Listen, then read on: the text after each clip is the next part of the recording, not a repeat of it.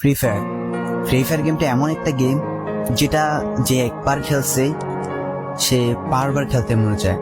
প্রথম পারবে না, চেষ্টা করতে করতে যখন পেরে যায় তখন আর ছাড়ে না।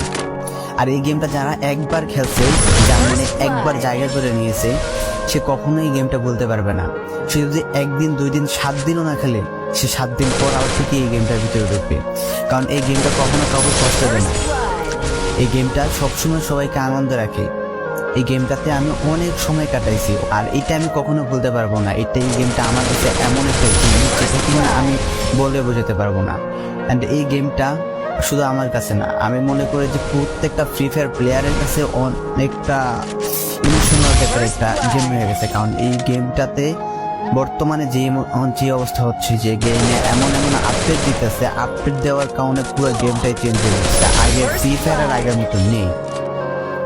তো এই কারণে হয়তো কোনো এক সময় আমরা এই গেমটা ছাইড়া দিতে হবে, তবে ছাড়া হবে না।